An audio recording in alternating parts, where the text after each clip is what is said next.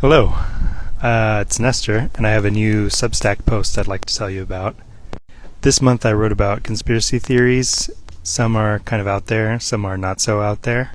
And I decided to write about conspiracies because the Ringer podcast has a new show called Wait a Second. This is not an advertisement for them, but I really enjoy it, where they cover emerging news that has a little bit of a conspiracy tinge to it.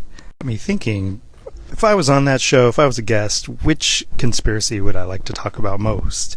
And besides the JFK assassination, it probably goes in this order. The first one is the woman in the polka dot dress, which witnesses claim to have seen at the Ambassador Hotel when RFK was killed.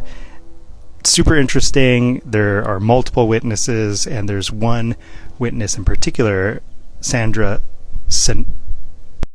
Serrano, who was interviewed immediately after the RFK assassination hit, bullets fired into his body, and she is interviewed by the press and says that she saw three people, one of which was a woman in a polka dot dress, claimed to have said, "We killed him, we killed him."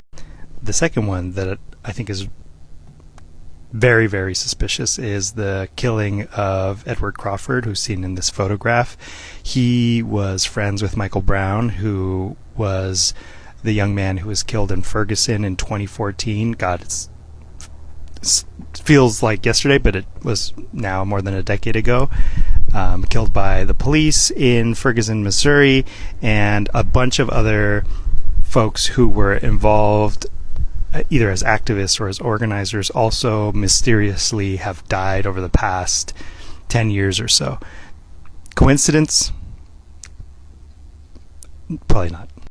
And the final one, Gary Webb's Dark Alliance, the intersection of the CIA, drugs, crack, cocaine. The CIA traffics drugs for sure. That's the last one.